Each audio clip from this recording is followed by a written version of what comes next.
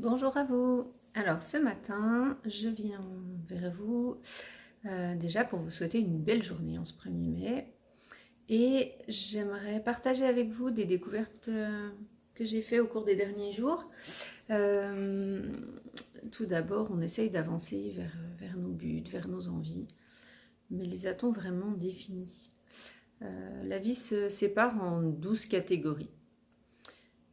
Si certaines de ces catégories sont bancales ou pas équilibrées, ça peut faire échouer toute la pyramide, c'est-à-dire que chaque catégorie se soutient mutuellement.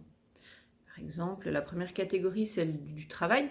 Si on n'est pas en forme physiquement ou qu'on n'est pas moralement en bonne énergie, il est compliqué de travailler du mieux que l'on puisse.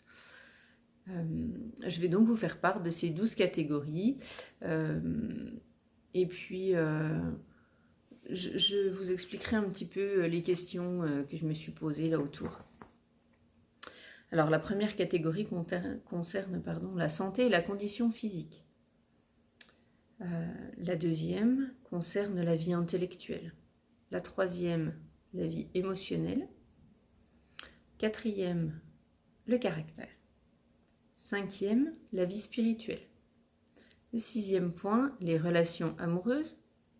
Septième, la parentalité. Huitième, la vie sociale.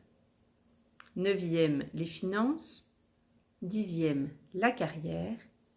Onzième, la qualité de vie. Douzième, la vision de la vie. Il est important de créer une vision globale de votre vie. Que voulez-vous atteindre? Qu'attendez-vous de la vie? Quelles sont vos envies? Quels sont vos désirs les plus profonds? Que voulez-vous vraiment dans votre vie?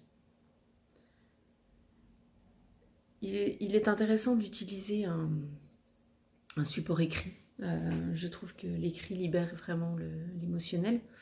Et de voir pour chacune de ces catégories les objectifs que vous avez envie d'atteindre. Alors, certains sont sûrement déjà atteints, d'autres sûrement non. En tout cas, on peut y travailler et lorsqu'on définit où on veut arriver, en tout cas vers quoi on veut tendre, alors le chemin se dessine plus simplement.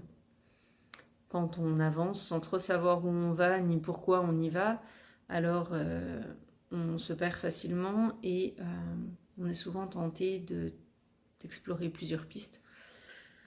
Donc il est important de se recentrer et de recadrer nos attentes et nos objectifs.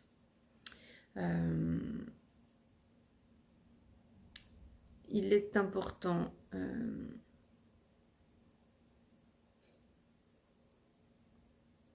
de savoir que lorsque l'on met en place une vision globale, on modifie nos croyances.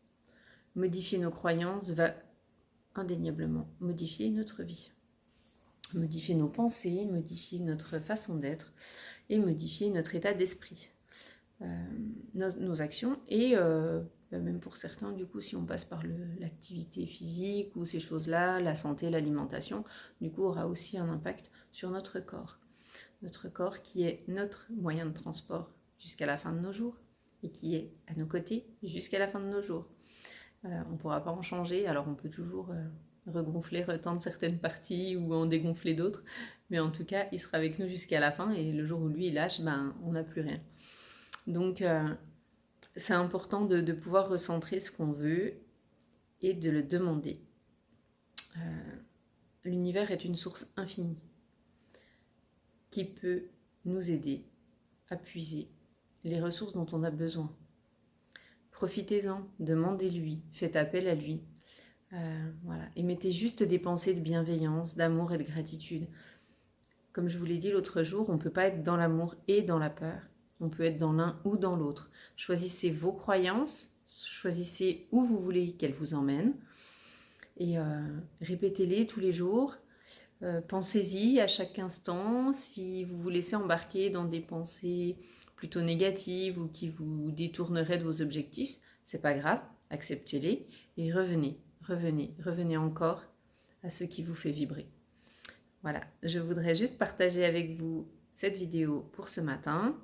je ferai une deuxième vidéo pour le tirage du jour. Belle journée!